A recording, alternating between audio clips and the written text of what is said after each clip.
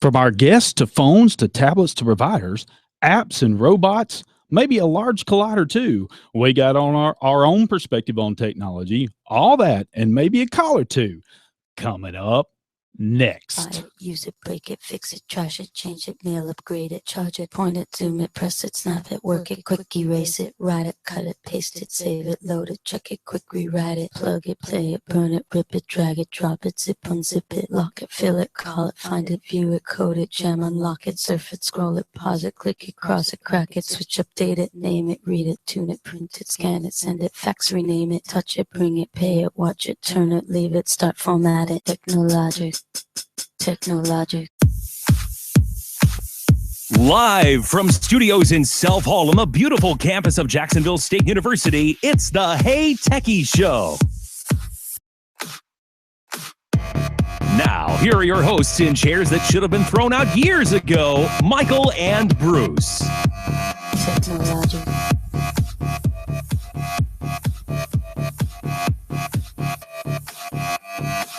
Technologic.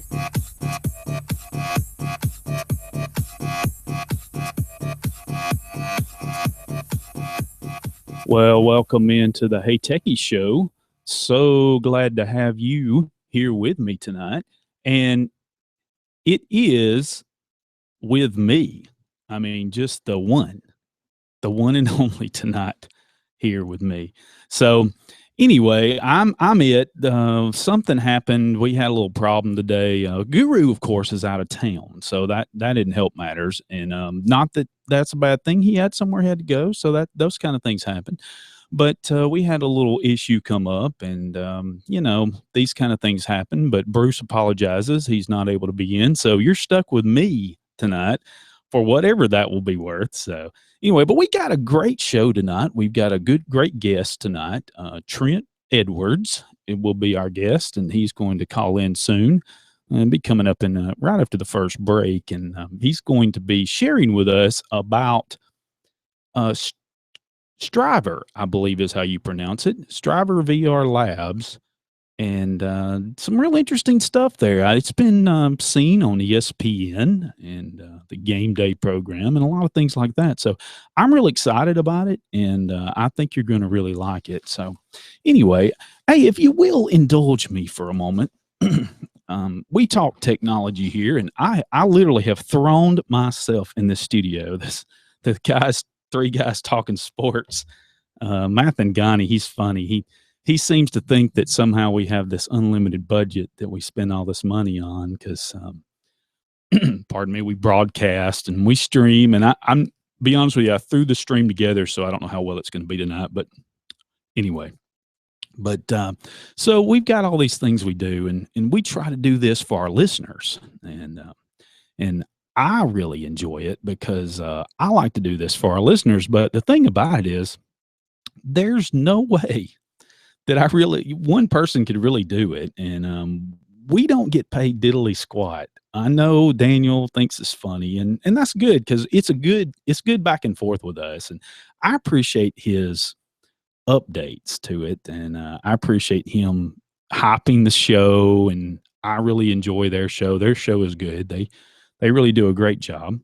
And I enjoy listening to Daniel and all his shenanigans, if he will. But, it's an interesting show, and it's always comes before hours, of course, because, it's before hours. But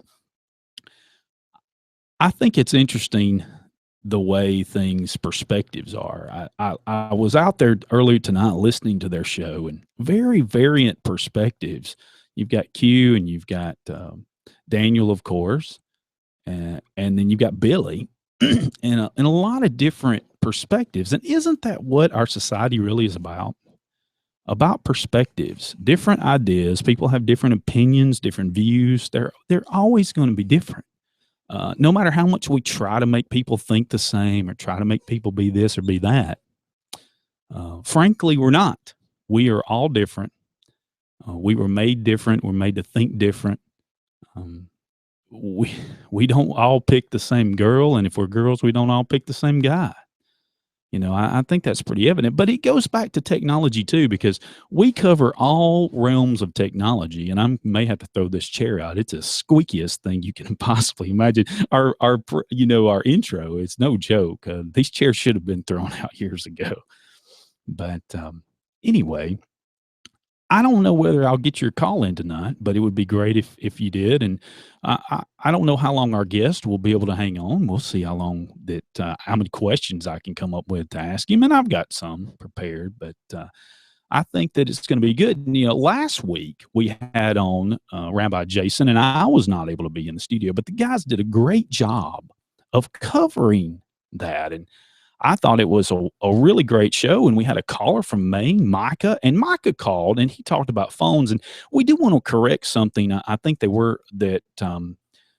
a discussion about the OnePlus X, and there was a discussion about Cyanogen mod. They actually used the Oxygen OS, and I had texted the guys, but because I was behind on the radio, I couldn't. I couldn't get it to them quick enough, but they do use the OnePlus X does use the Oxygen OS, and it is a form of Android. So anyway, just passing that along. And then the Guru and we had a great time this weekend. We were able to go to the best Central Alabama's best robotics game day. And if you know much about our show, we have that out on the YouTube. So if you go to heytechieshow.com, it's the first thing up. And then, of course, this live stream is down below it, such as it is. It looks a little shoddy tonight, Guru. I think didn't get the camera settings right when I came in the studio today. I'm telling you, blew in here. I knew that was going to be the case. This really is a 3-man job, but it's going to be great. I'm really looking forward to our guest. I'm really looking forward to maybe talking to you tonight. I'm really looking forward to talking about technology. There's a ton. I could start. I could bring up more. Everything is crazy right now. Microsoft, they had an update come out today, and honestly, because of situation that I couldn't be at work, I couldn't really check it out, and I don't know a ton about it. May have to dig into it. I'll probably try to bring up something during one of my breaks. We have about 4 breaks over the 2-hour span, and so I'm it. It's possible that if you are able to get a call in tonight, what's going to happen is that you're going to have to wait on me to get to the phone, because I'm trying to talk and trying to watch my eye on this phone. It doesn't ring. For those of you that don't know tons and tons about radio, the way this phone works, it does not ring.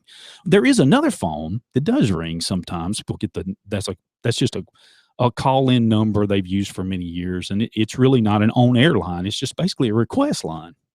And those are great, but this on-air line where we interview our guests and we have you call in, it has no volume. I mean, it doesn't ring because it's not supposed to, but there's lights.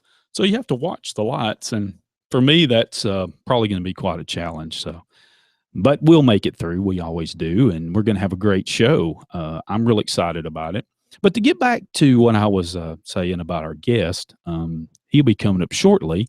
And me and Guru had a great time. And you can go see all of the recap of the Central Alabama's best. And thank you to Central Alabama Community College, Danny Coleman, and all the people there. They were so kind. And I'll be telling more. I'm going to be talking a little bit more about that. This is a quick sort of introduce you to the show. And we are going to coming up on our first break here in a minute. And hopefully our guest will be dialing the number real soon. And so we can get Mr. Trent Richardson on. So I'm so happy that you're here. Don't go anywhere. This is going to be a really great show. Look forward to it. Hey Techies Show.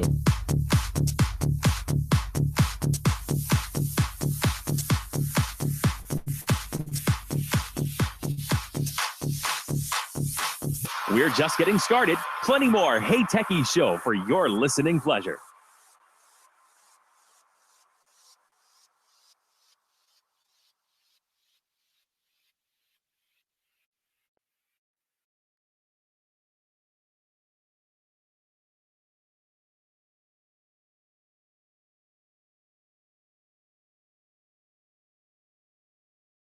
Looking to cure that sweet tooth of yours? Mad Hatter Cupcake Shop is now proudly serving the Jacksonville area at their new location at 16 Public Square on the Square. Mad Hatter is open Tuesday through Saturday from 11 to 9 p.m. and they are closed on Sunday and Monday.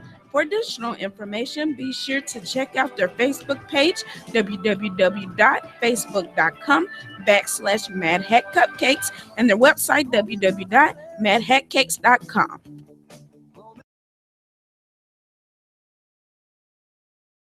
Gamecock Outfitters, located on the square at 109 Ladiga Street in Jacksonville, provides customers with outdoor apparel and gear. Gamecock Outfitters is able to help you find exactly what you need for every outdoor adventure. Gamecock Outfitters is open Tuesday through Friday from 10 o'clock to 5:30 and Saturday from 10 o'clock to 5 o'clock. For additional information, contact them at 256-435-2008 or check out their website at GadsdenOutfitters.com. Jacksonville Bookstore offers supplies for school all throughout the year. From books to binders, pencils to Scantrons, Jacksonville Bookstore has it all. They are open Monday through Saturday with convenient hours and location on 302 Mountain Street Northwest in Jacksonville. To find out more, like them on Facebook or call 256-435-7407. Jacksonville Bookstore, a proud patron of WLJS. Gamecock Auto Spa, part of the Extreme Auto Spa family of car washes located at 1011 Pelham Road South in Jacksonville, is ready to clean your car and get it back to looking like new. Gamecock Auto Spa offers different washes with a foam bath, tire cleaner, clear coat sealer, wheel cleaner, and much more at affordable prices. JSU students, military, and senior citizens receive a special deal with a valid ID. For more information, the number is 256-403-0905. Gamecock Auto Spa, a proud patron of WLJS.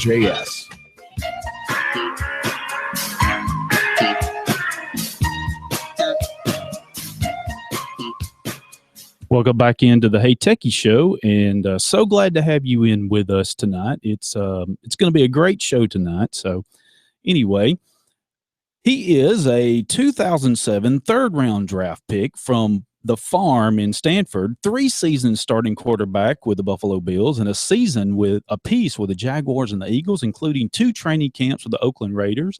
His vast experience spans all levels of the game from high school to NFL, now co-founder and VP Product and Business Development at Striver Labs, Mr. Trent Edwards. Welcome to the program, sir.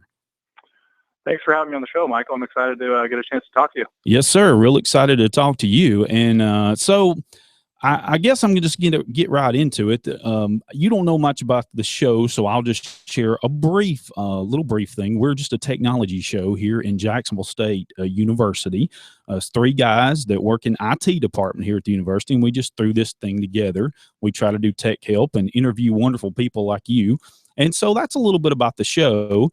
But now, Trent, as I understand it, after your run in the NFL while visiting family, you made a stop at the farm, aka Stanford University, and your former teammate Derek Belch said, "Hey, would like your opinion? Will you try these on?" And so, what was your reaction? Yeah, you're exactly right, Michael. I spent about 8 years in the NFL, and I'm about a year removed from being retired now. And last Thanksgiving, I was up visiting my family, and one of my former teammates, Derek Belch, was in the area. It's about 20 minutes away from where I grew up, and he had called me and just said, "Hey, come over to campus and come check out what I've been working on these last couple of years while I coach at Stanford." And so I went over there and had the chance to see the virtual reality technology that he had developed with the help of one of the professors on campus and alongside Coach David Shaw. And I having the experience of playing the quarterback position and, like I said, a year removed from playing it, I put the headset on and almost felt as if I was playing the position again. It's very immersive. It's 360-degree video. You can hear everything. And I immediately took the headset off and asked how I could help Derek. And that was right around a year ago today. Wow. And I imagine with your quarterback experience that's been very helpful to them. I think it has. I think I bring a passion to the company that is based off of playing the quarterback position and really wanting to help quarterbacks improve and help coaches improve. And I'm doing the best that I can with my knowledge of technology and playing the position before and kind of blending those two together and trying to make the best product we possibly can. Right. So regarding the headset goggles, I understand you are using Oculus Rift. Do you know if similar brand other goggles could be used? Currently, we are using those for our particular product. I know there are other headsets out there that we don't use, but only because the DK2 Rift, which we use now, works best with the computers that we use and the cameras, and blending that all together has worked out the best for us. Okay, so it sounds like to me maybe the software is really specific to the Rift. It is, and I kind of came a little bit later in the development process. When I came on board with Striver, that software and hardware was already established that we were going to use both of those. Okay. All right. So, what about now? Do you have any idea if they have any plans? Like maybe there's Google Cardboard, and there's some other ones that really are more mobile. I know this is tethered and tied, but there's a possibility maybe later on to be more mobile.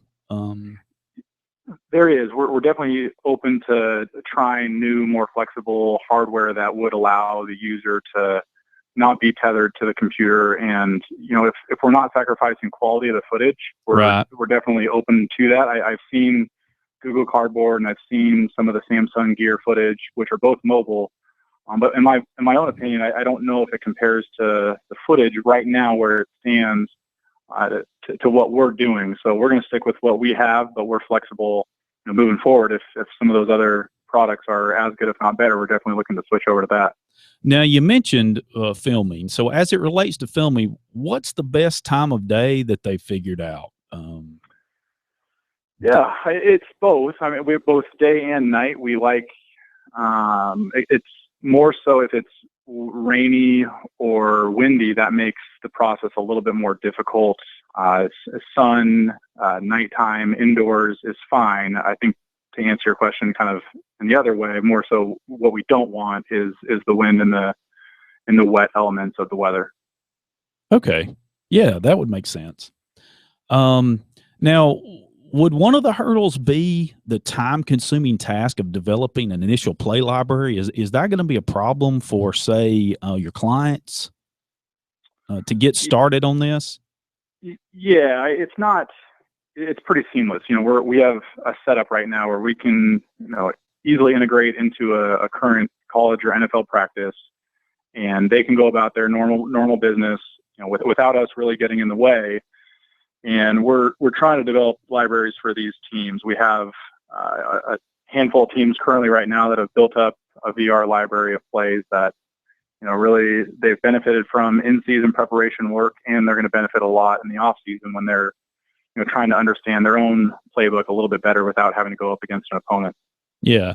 Now, I know I think you had mentioned a while ago you weren't early on, but I know one of the first things I read about this is that one of their first attempt consisted of GoPro cameras sort of banded together out on the field. I guess they moved past that? Do they have a particular camera they're using that are actually capturing all this, multiple cameras? Yeah, we have a system in place, and just for the sake of trying to keep some of our information a little bit private. I understand. Yeah. No. We use a 6-camera system, on a tripod that goes onto the field, and that's worked best for us. Okay. It has allowed us to create the best spherical video we possibly can that doesn't cause the user to be nauseous or dizzy, and gives them the most effective and actually trains the brain when they do prepare for games.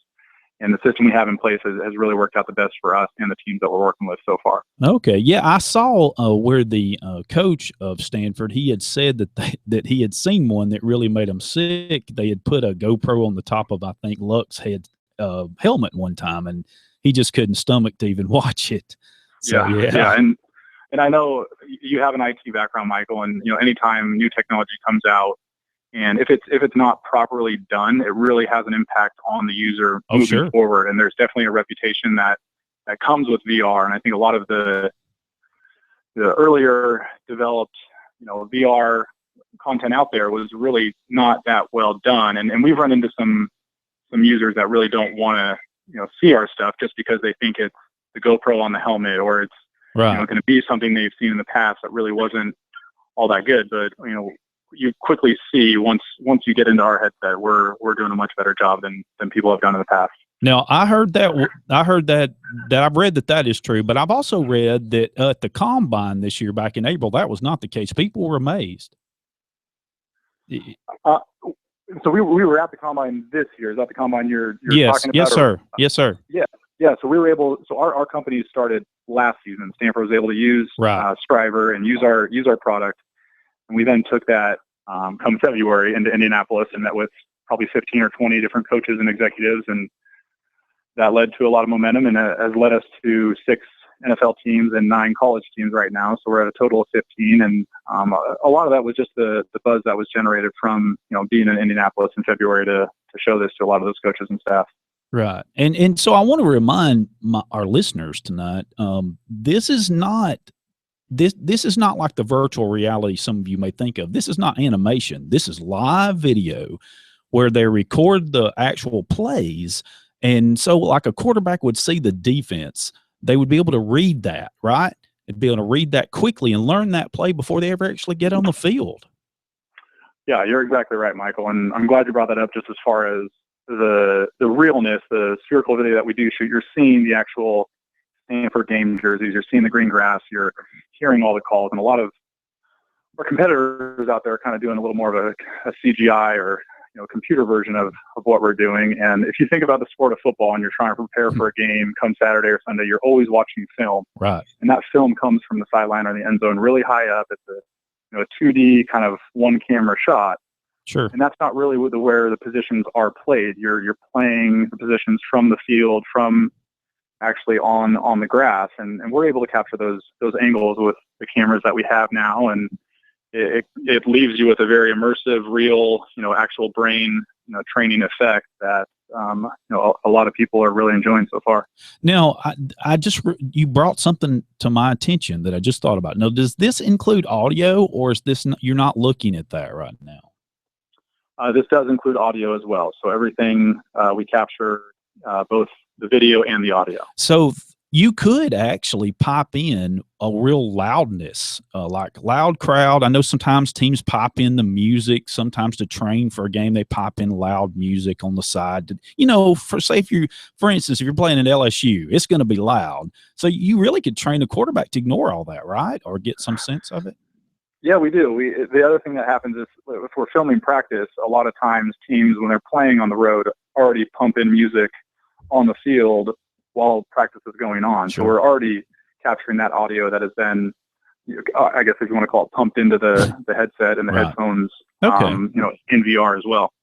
Okay, so we're a tech show, as we've talked about it, but what about the specs for the PC? I mean, I'm assuming with this, the video requirement's probably the top of the list, right? Yeah. I want to remind you, I'm a former football player. I'm not as IT as some of the other individuals in our company. I understand. To kind of give you a heads up or more of a direction on the computers we're using, I know we use some pretty high-tech laptop computers that have gaming chips with sort of video cards that are up to speed enough to show VR footage. And if it's not, the computer is not compatible with the headset and can't run the footage that we need, then it's not worth it. So we definitely have to have a pretty powerful computer to display our footage. Okay, right. I think I noticed that it seems like the videos I've seen, they're actually using a laptop with one of the videos I've seen. I don't know if they're just using that to view it or if that's actually running the entire thing. I couldn't tell from the video. Yeah, we're using a laptop, and the other feature that I really like is we're able to then pair the screenshot onto a big screen TV within a football meeting room as well. So whoever is in the headset, as their head moves, you can see what they're seeing not only on the computer screen, but also up on a television. So if a player or a coach in the room and wants to talk, through what the person's seeing in the headset, which happens all the time for the teams we're working with, that's easily available, and it's not just a individual using experience. It's more of a group experience when it gets to that point. I tell you something that just came to me. Trent, is that this has a lot more application beyond football. I see a lot of different applications for this real-time education, and I'm calling it that because a quarterback, we talked about it, I'm repeating myself, I know, but a quarterback can learn the actual plays before he ever gets on the field. I said that, but this is going to give a quarterback so much more time actually developing the skill of reading what he sees. And I actually see this maybe going further. I know I could visualize maybe using it in situations where police are training a officer to be able to learn to diffuse situations because it's so immersive.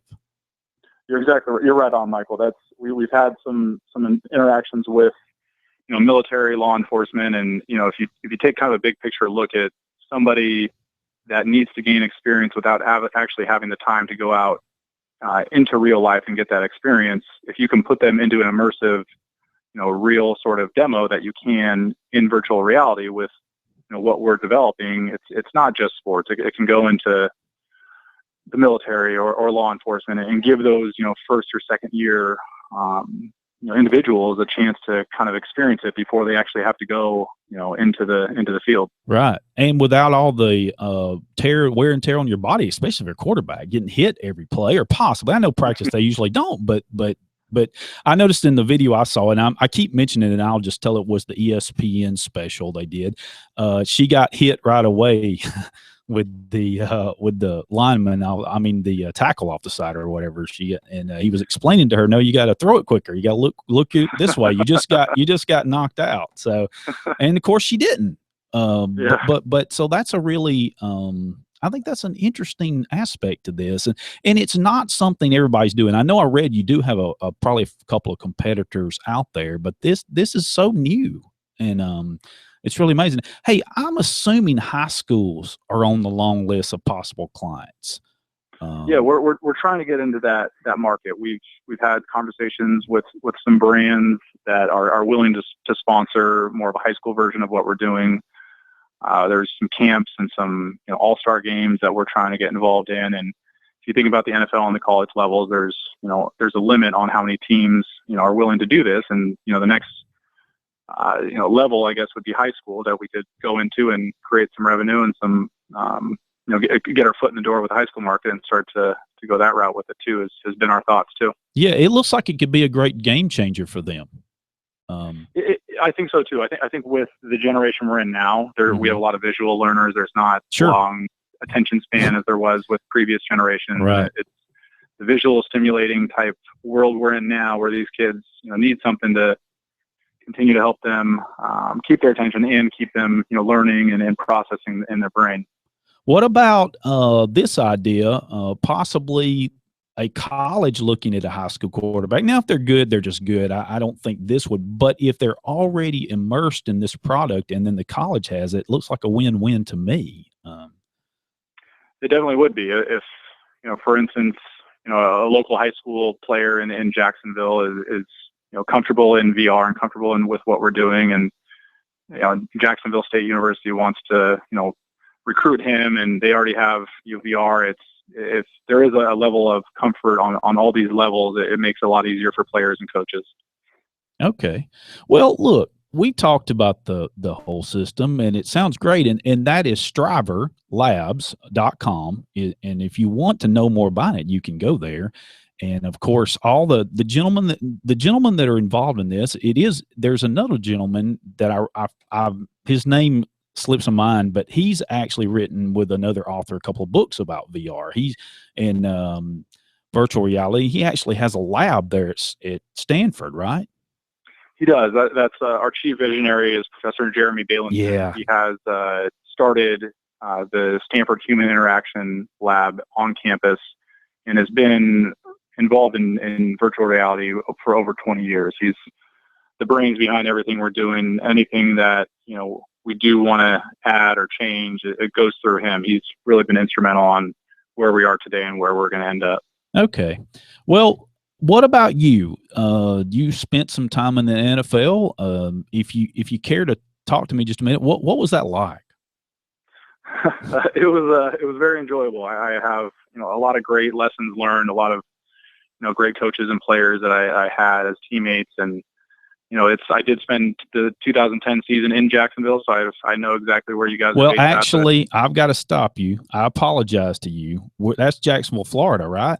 You're talking about. Correct, yes. We're in Alabama, but it's I'm no, sorry no, Trent. It's okay. We get it confused. People confuse us all the time. No big deal. And carry on with what you were saying. Thank you for stopping me. Carrying you on what No, but I think with the beauty of what I'm doing now, like I mentioned earlier, is, I have the background that can really, grow this the right way and not just, get this out there and just be kind of an average product. I take a lot of pride in what I did on the field, and I'm, taking that same approach to what I'm doing with Striver. And the great part about our company is we're all surrounded by the game of football. We either played, coached at some point, and so when we do start working with these teams, we have a level of understanding from what a practice looks like, what a game looks like, what coaches and players want and don't want, and how we can easily integrate into practice too. So we've really built something we think is special, and we think we're headed the right direction. Yeah. Now you just reminded me something again, Trent. And if you have to go, I understand.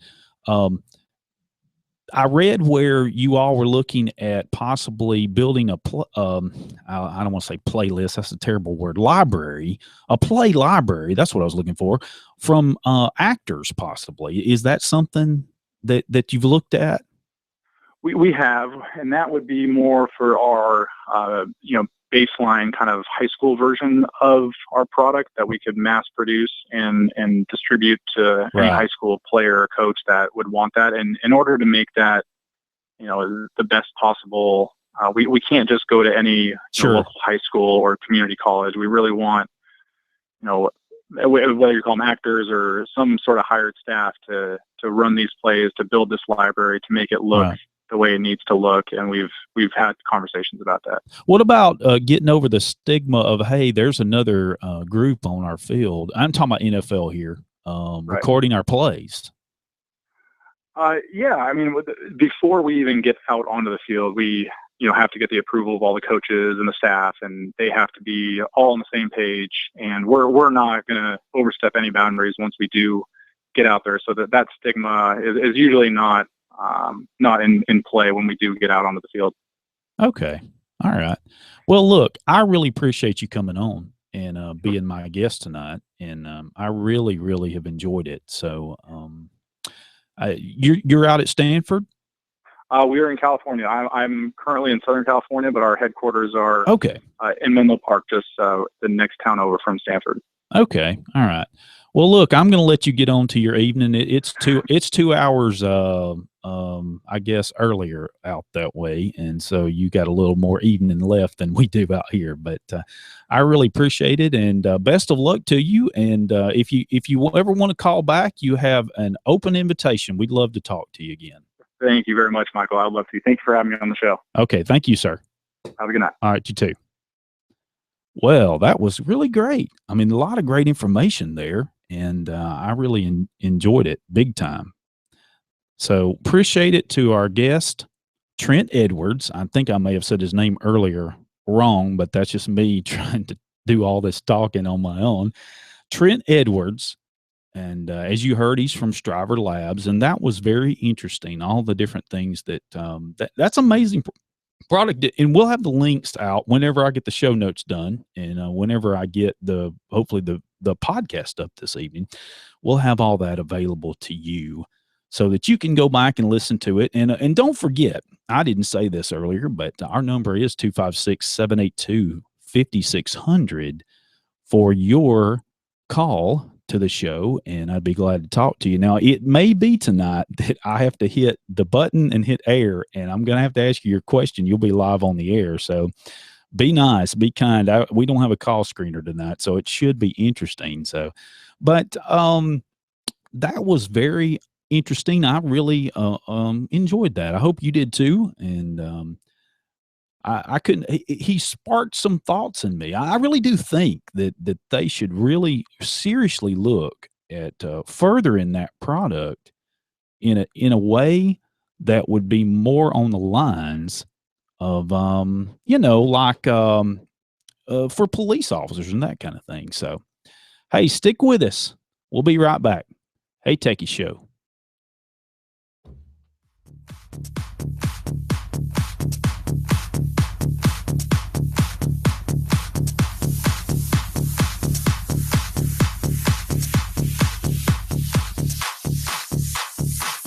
Don't have a kernel panic. Hey Techies will be right back.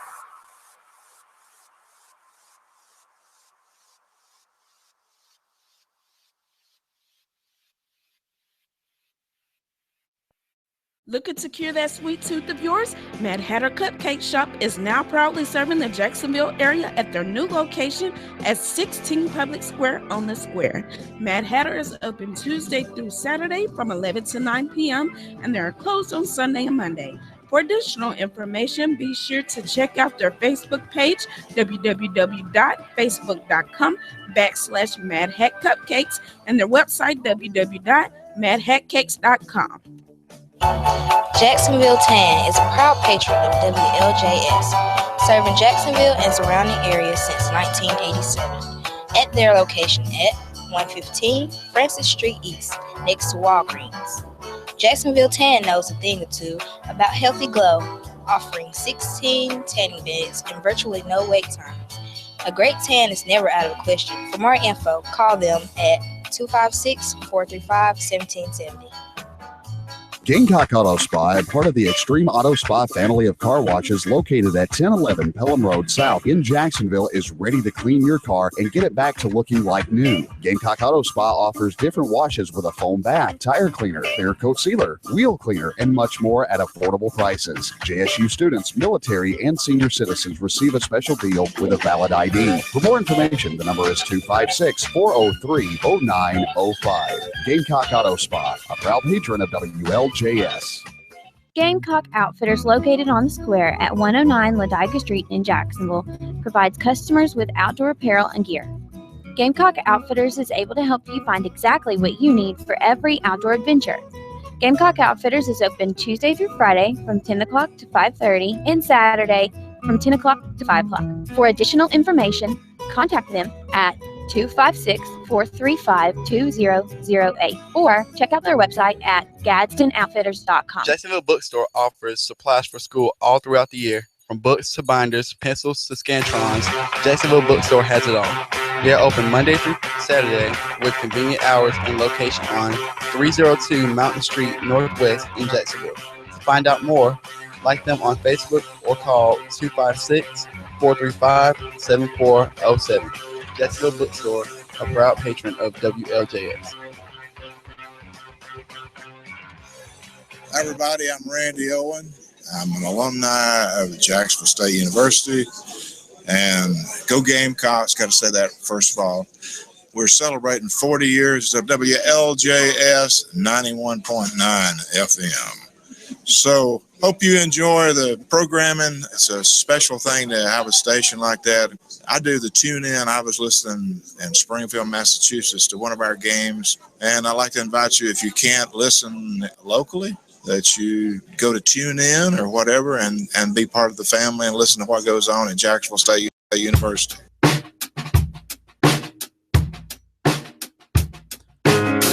Welcome back to the Hey Techies Show. So glad to have you in.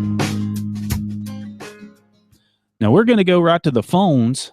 We have on the line a young man, Hastings, right? You still there? Caller, you still there? Can you hear me? Oh, I'm so sorry. You know what? I apologize, Hastings. This is my fault.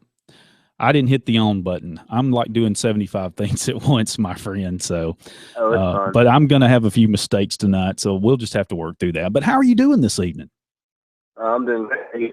Oh, I'm doing well. Okay, so you had a question. What was your question? My question was, with the iPad Pro launching Wednesday, Apple is intended for it to be, more for businesses, but I was wondering if you thought that businesses were going to buy this or is it just going to be, regular consumers picking this thing up?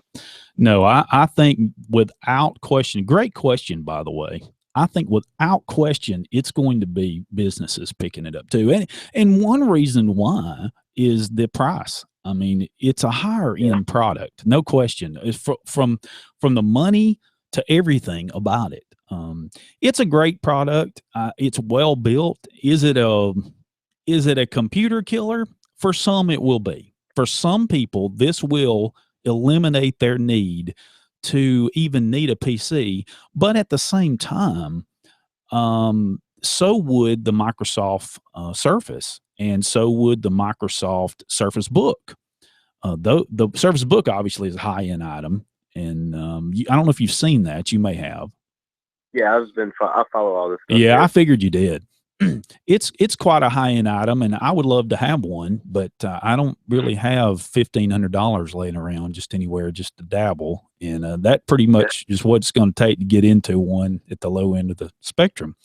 But you mentioned the iPad Pro, and I obviously I'm not going to have one of those anytime soon either, but I think it's an across the board type product, and there's no question that Apple for a long time is trying to woo business. I mean, from the standpoint of education, the education side in higher ed colleges, the grade schools, even on into businesses, they've been trying to push and pry their way back into the business side of things. Not that they were ever a big deal in business for a long time. They mostly early on strive to sell their stuff, their great equipment to consumers. They've been mostly a consumer company and to education. And so they have made great strides in that question. No question about that.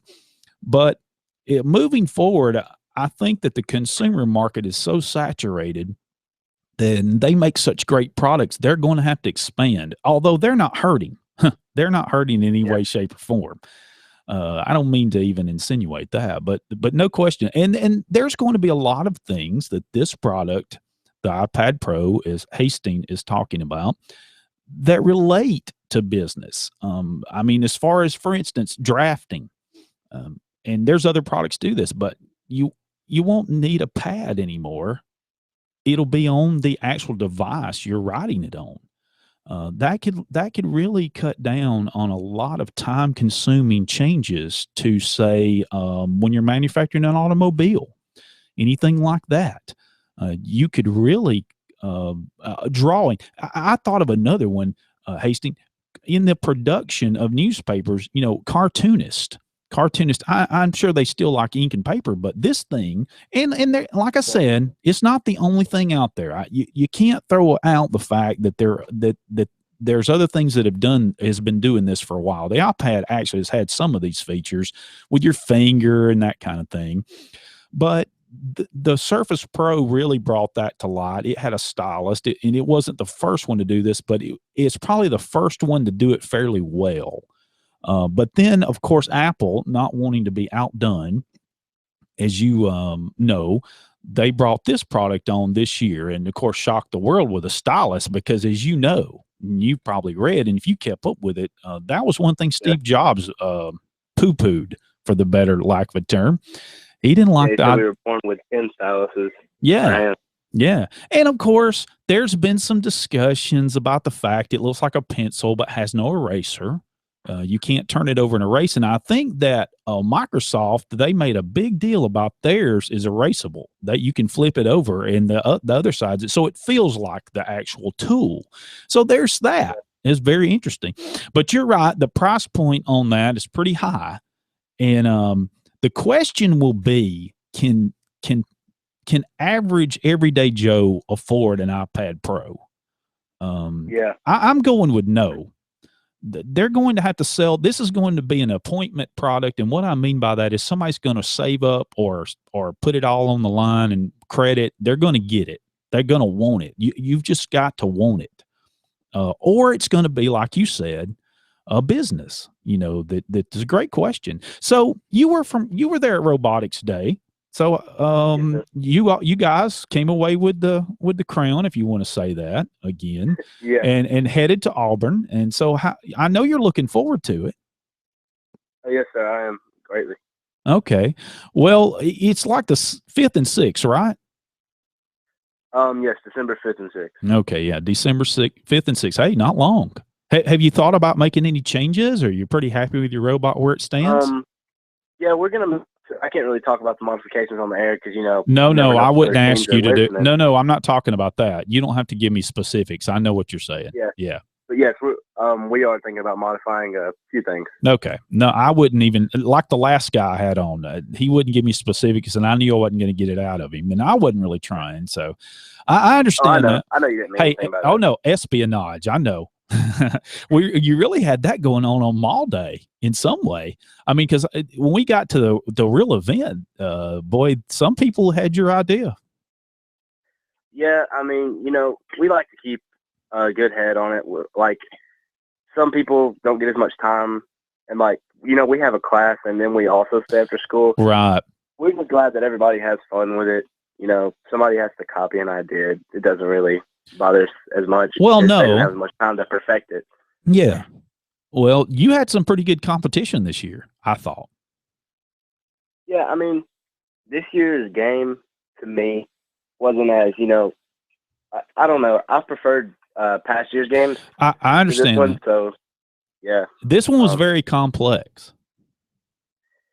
Yeah, it really was. When last year, there was no market shift or anything, and you could just go out there and score as many points as you wanted every time and not have it be affected by the stock market. But I understand. And this year you had to watch what other teams were doing. Right, and I understand. And if you don't, and I don't want to share this with our listeners, if you don't know, you could get time to watch our video. But just give you a little background. They were in a robotics competition. It's the best. It's a robotics competition, capital BEST, and what it is, they had to sell their product as they were going to actually go in and repair a mine and pull out the ores. Well, and to do so, you were battling others trying to do the same thing. And while you were doing that, if you mined too much of one ore, then that would drop the price down for sequential rounds. And so that's what he's talking about here. And it was real interesting. Hey, that was our first time. That was our first time to do this. And I really appreciate you calling me tonight because I wanted to thank all of you. You kids were great. We got I appreciate you covering the event. Yeah, we got a lot of footage. Hey, we're already thinking about next year. I mean, we really are. So we're really excited about it. I don't plan on going anywhere, Lord willing. And I just really enjoyed it. It was a super, super day. And if anybody gets a chance next year, you need to think about going to this. So the atmosphere, even if you don't go, it's free. Even if you don't go all day, go to the atmosphere for a few minutes, man. It'll invigorate you. I mean, you just see these robots on the field and how excited these kids get, and all the band. There was bands there. It was an amazing day, was it not? Yeah, it's an all-day pep rally is really what it is. I mean, it's really exciting to me. Well, I just like to see young people out doing something. Young people get a bad rap today, and some of them deservedly so. But many of them are not doing those things. Many of them are out trying to make something of themselves and to expand their horizons. And this is really part of that. And of course, you and I can sit here and thank McCartney Construction, Alabama Power. I mean, I got a list. I need to get my list out for the end of the night. Of course, Central Alabama Community College, who does most of the hosting of it. It's a great program. And Haston, I really appreciate you calling me. I appreciate you taking the call. Yeah. One thing that I wanted to add, you said about the teenagers earlier. You hear about teenagers staying out until 3 in the morning or something, doing something crazy on the weekends. Well, that's us up at the high school, just working on the robot or presentation or booth or whatever. Yeah. I mean, this stuff comes your life, really. Yeah. Well, a lot of, I know all of those involved, they work really hard. There's no question about it. Everybody, and pretty much everybody I saw, they'd put their heart into it. Some robots did really well, and some were, just couldn't traverse the track well enough. I keep saying track. It's really a playing field. And you kind of got a sense that they're going to have to rethink their process. I think, I'm afraid.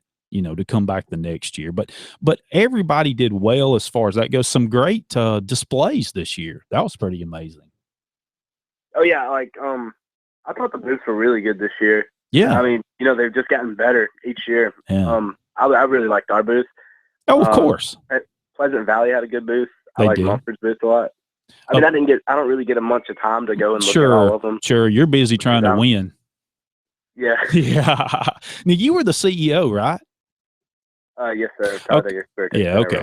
Well, we plan on having you on. I know I talked to you via email, but we plan on having you on after Auburn. I want to find out what's going on, either by phone or in studio. We'll continue to work it out. But just for housekeeping sake, we're hoping that'll be around December 17th. That's what our hope is. So if everything works out, but we'd be glad to have you on to talk about how Auburn goes, and we're hoping a victory. Yeah, we hope so too.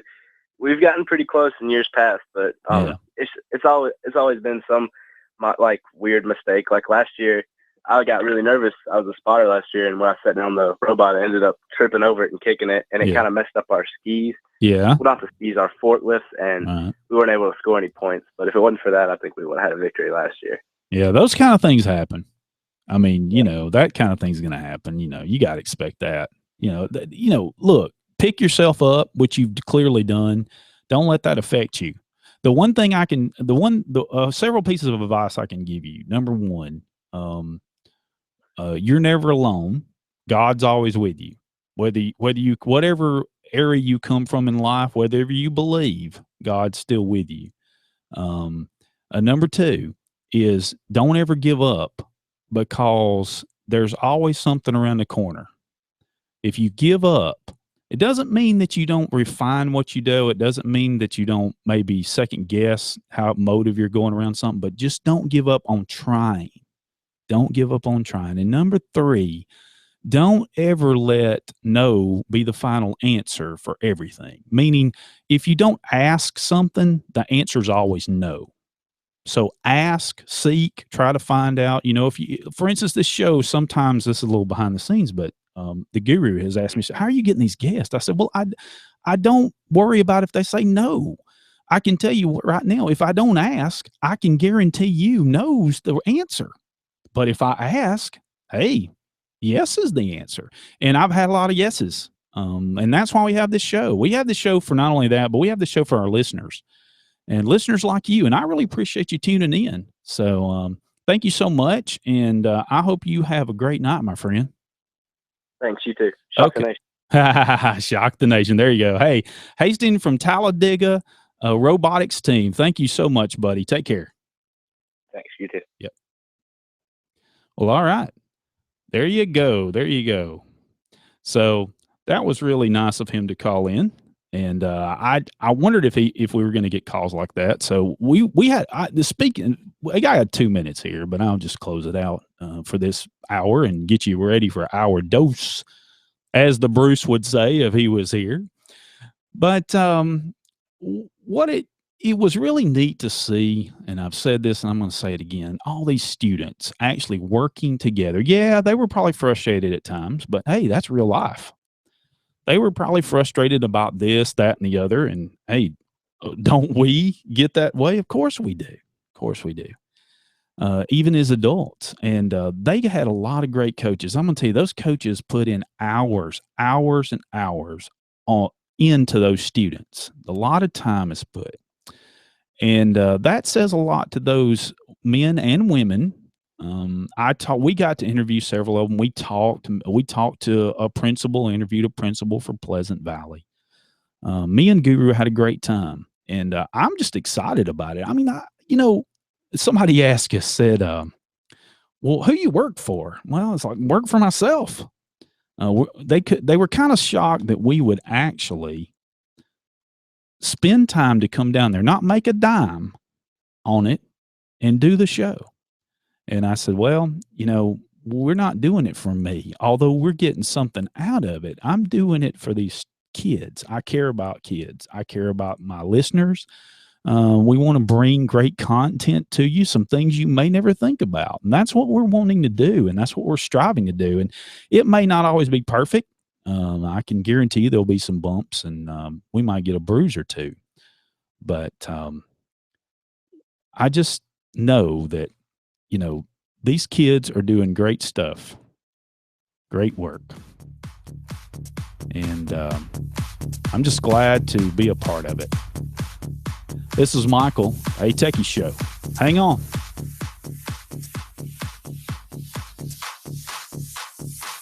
You've listened this long, so stick around for our dose.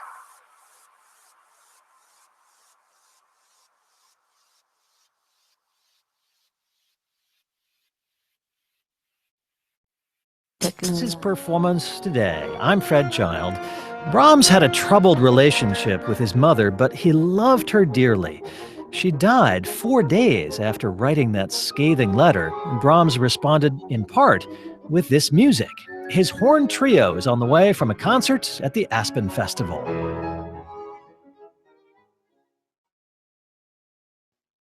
From NPR News in Washington, I'm Jack Spear.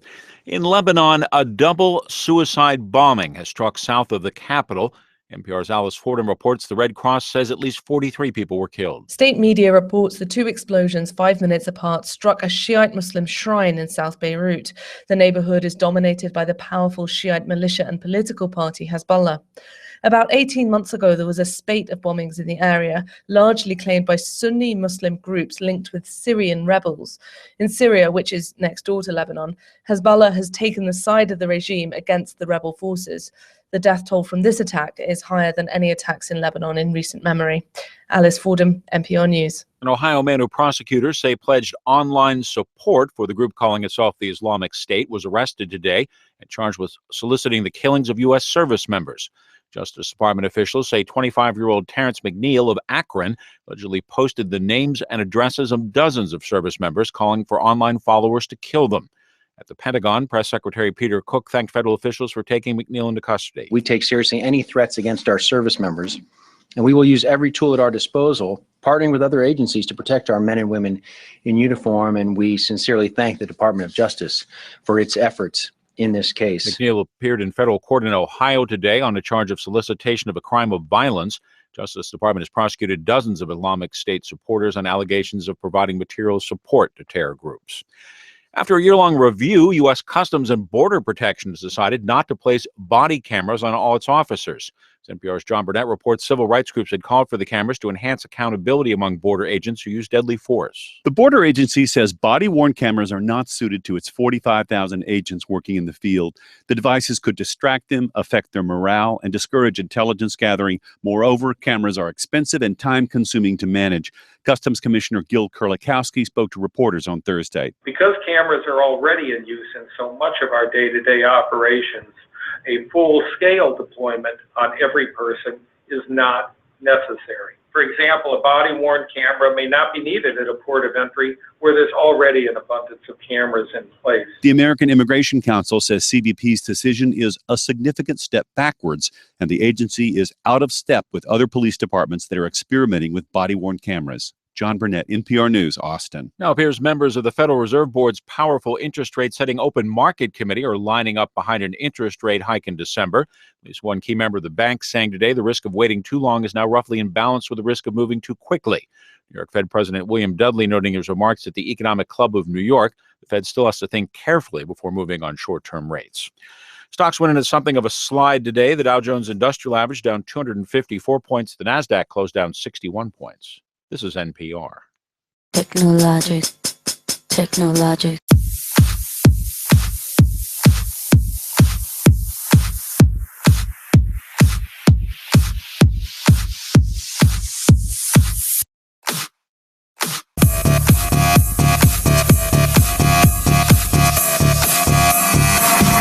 Use it, break it, fix it, crash it, change it, melt, upgrade it, chart it, point it, zoom it, press it, snap it, work it, quick erase it, write it, cut it, paste it, save it, load it, check it, quick rewrite it, plug it, play it, burn it, rip it, drag it, drop it, zip and zip it, lock it, fill it, call it, find it, view it, code it, jump and lock it, surf it, scroll it, pose it, click it, cross it, crack it, switch it. Welcome back to the Hey Techies Show. And hey, we've got another caller here. And I don't know if you've ever heard some of our promos, but this particular caller here is part of the reason for at least one of them. I had a funny, weird thing. I don't know if I had Andrew on my mind or what, but Andrew Wear, we were trying to talk about Android Wear, but man, Andrew Andrew is a close friend of ours. He's a coworker here at the university and a great guy to know. And I really appreciate him calling in. How are you doing tonight? Doing good, doing great. Well, great. And I haven't had a chance to tell you, Michael, but I watched the video of the best robotics things that you guys did. Man, y'all did a great job. Guru did a great job doing the video, and I was impressed. So. Well, I really appreciate that. And also the guy earlier, the Strider. Yeah, Strader? it's Striver. Yeah, it's actually a weird name. It's like STRIVR. So it's like Striver Labs. Yeah. That was cool. That was really interesting to hear about and learn about. Yeah, Trent Edwards. Yeah, he was a neat guest, and we've had some pretty neat stuff. I enjoy talking to these people from California. It's fun because obviously we're 2 hours ahead, so we try to get them to call around 7:15 or so. And man, they're still going. It's still the work day. We're trying to wind things down around here, at least with my crew at home. So, man, you go over. Where'd y'all go? Birmingham or Atlanta? Went to Atlanta. Went to Atlanta today, and they went to a Microsoft event. And Andrew was going to call me. I'd asked him earlier, and he didn't know. He's still in school, so he's doing some homework, and he's got a new house, and he's got some other great things that are lining up. And he's a busy man, as we all are. And so, how did it go today? Man, it was cool. I was really impressed with the event itself. It was in the Weston Peachtree, so it's a really nice. Hey, yeah, I've been to go to. I've been there. That went there for my honeymoon for a couple of nights. Yeah. I mean, it looked, obviously the screens weren't quite as big as the screens at the actual launch of the Surface and the Surface Book, but it was set up a lot like that. I mean, it's probably 150-inch projector screens, and I was impressed that they actually went that far out with it, being in Atlanta. But it was a nice event. We were fed very well. And, there was 12 different businesses there showing their products. We got to play with the Surface Book, which blew my. You know how I am. I already. Well, that's what I was going to get to. Is forget all that. Tell me about the Surface Book. I mean, it is a really, it's a well-made device. I can't imagine anybody, even the Apple diehard fanboy, touching and feeling that device and not saying that's top notch. I mean, it's amazing. What about the eject? Was that pretty fluid? Yeah, I mean, it took maybe 3 seconds, and you see, Windows going through its thing, ejecting out the graphics. So the screen sort of flickers a little bit, and you, like I said, maybe 3 seconds, and you see when you press the button, it turns red, and then when it turns green, it's okay to pull it off. Huh. So, but yeah, I mean, it was nice and smooth. We played around with it a couple of times, and then just sort of watched people play with it. It didn't malfunction at all while we were watching it. And there was people that was literally plug it up, let it sit there for a second, unplug it. Yeah. Or undock it. Yeah. So yeah, it's a very impressive device. So I can't see anybody not thinking so. So did you get to do something actually on it, or? I mean, there wasn't a whole lot that you. Right. There's people all around you wanting to see it. Right. But, I was able to. We opened up Word, I think, and opened up Edge and used the pen on it. And then they let us undock it and hold it. It is just incredibly light. The actual, just the screen or the tablet portion. Sure. Incredibly light. They unplugged it for me. I requested that they unplugged it for me. And I was able to actually hold the whole device, with the keyboard and everything. And it's impressive for sure. Now, what about the actual pen? What about the stylus? Did you get to use it? Yeah, it's the exact same pen that comes with the Surface Pro 4, which I've got one. I don't know if I've told you, but I bought one that also works with the Surface Pro 3. So the new pen works perfectly with the Surface Pro 3. There's no limitations. The eraser part works. Yeah, I was going to ask you about that. We just had to call her about that. Yeah. Yeah, the it's a much improved pen. You got actually 4 additional tips. Yeah. You can actually pick. Are you drawing something where you need it to be real precise, or do you need it to be just not quite so precise and maybe feel more like a marker? So it's very much improved over the Surface Pro 3's pen. Okay. So what are some of the other things that you were sort of, well, I don't know about blown away, but we got to see the new Lumia phones, the 950 yeah, and oh yeah, 950 okay, XL. yeah. I got to hold both of those. Very impressed. Of course, I like and use Windows Phone anyway. Sure. But the hardware-wise, the 950 just blew my mind. It just is an amazing device. And then we got to see the Continuum dock. We got to play with it. I got to actually run Word. They let me play in PowerPoint on a 950, connected up to the dock and then to like a 27-inch screen and a mouse and a keyboard. It's basically like working on a regular Windows 10 desktop, but it's the actual phone. Was it pretty smooth? Oh, absolutely. It's very smooth. They had already had a PowerPoint going or, started, and we sort of played around with it and just, made a few adjustments to it. And it's really no different than working on my Surface. But again, I'm just doing a PowerPoint and Word. But sure. You start playing a video and, something like, or editing a video, you're going to have, I'm sure, a completely different experience. But, for basic work stuff, right, doing homework, it would be a perfect device to use, in my opinion. Yeah. Oh yeah. And your opinion matters. Well, I'm biased to Windows Phone. So. Hey, look, there are people that's biased to Apple products. There are people that biased. At least I admit it, though. The Apple people don't admit it. Some don't. Some do. Some don't. Some do. Yeah. We like to use the word juicer around here. We don't think we've coined the phrase, but we sure have used it a lot. So Apple juicer, Windows juicer, or Microsoft juicer, if you want to call it that more appropriately. Hey, so what about the security side for business? I'm not asking you to elaborate too much because I know it was a lot to take in, but what sort of steps is Windows 10 taking? Because we know they've tried to, I don't know what the right word is. I don't want to use cover up, but they've tried to really change the thought process people have had with it. Absolutely. That was what really the whole event was about. It was actually Ignite Your Business with Windows 10 and Office 2016 with security. And so that was really what the whole thing was about the new security things that are in 10 and how you can improve your business, make it more secure. So again, I'm not they sort of all run together, but there's just tons of security stuff that's been added. One of which being Device Guard, which is built into Windows 10.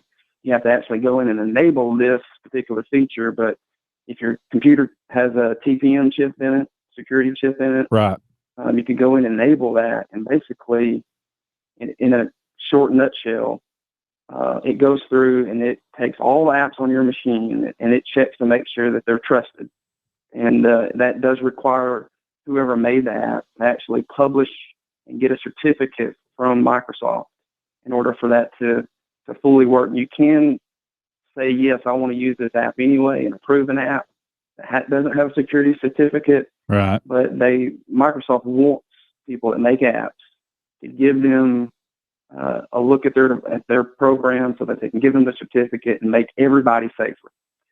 So they're really pushing that. They were really pushing that people recommend to apps that they're using, especially at business, that whoever's making that app for them, that they get their certificate from Microsoft to make everybody safer. But once that's in there and Device Guard is enabled, if you download anything that hasn't been already approved, it just won't work. It doesn't install. It has no permissions to do anything at all. So it pretty much sort of locks it down, similar to the way the Apple iTunes Store is. So if it's not a signed app, it's just not going to install. So something me and you are going to want to play with. I think you probably know where I'm going with this. Activating your Windows 7 and 8 keys. Yes. Do you think that's going to work?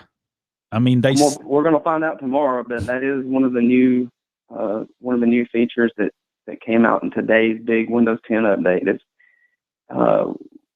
me and you, with what we do when new computers come in, we've got images ready to go. Right. It makes it a whole lot easier to set up a new computer. So, unfortunately, if the customer wants 10, or if we need the computer to have 10 on it, what we had to do was image it with 8 or 7, and then go through the long. Wasn't terribly long, but it took an extra couple hours to update it to 10. Yeah. So from now, we'll be able to take an image with this update today on it already, and then just put it on the new computer, and it'll use that 7 or 8 key that's already there and automatically activate it. So we can skip that extra process. So hopefully that will save people like us that have to use images and things a whole lot of time. Hey, Andrew. If it works. Yeah. Hey, Andrew, hang on. I got to take a quick break, but I want to talk to you some more if you got time. Sure. No Okay. problem. So don't go anywhere, folks. We're going to be talking again when we come back with Andrew, our, I guess you could call him our Microsoft juicer of the show. We'll be right back. Hey, Techies Show.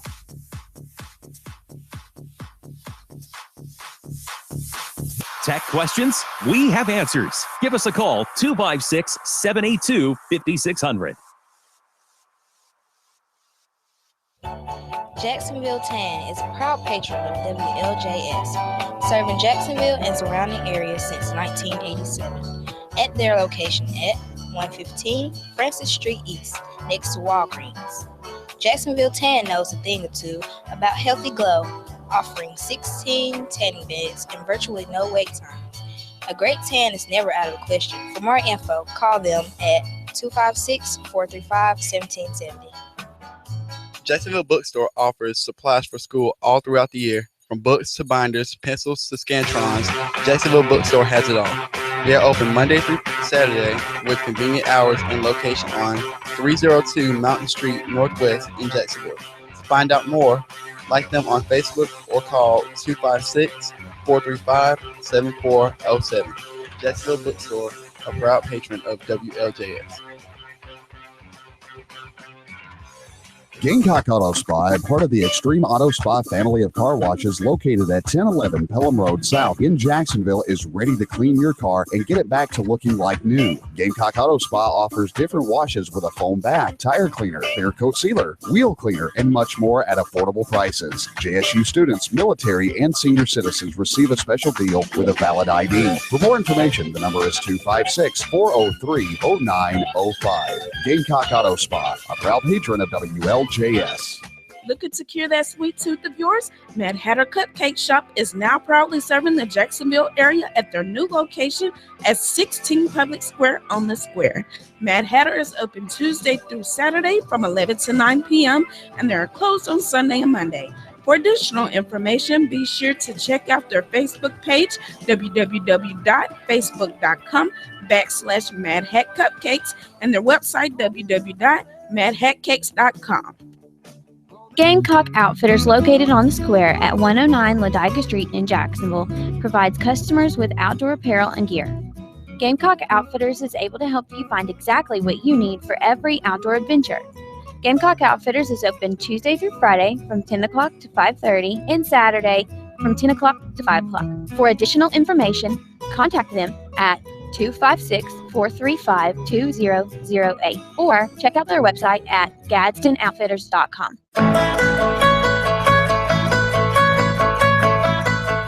Welcome back into the Hey Techies Show. So glad to have you with us. And of course, I bring back in my guest caller. I'm calling my guest caller tonight, Andrew, our Microsoft juicer. And so now, Andrew, you still there?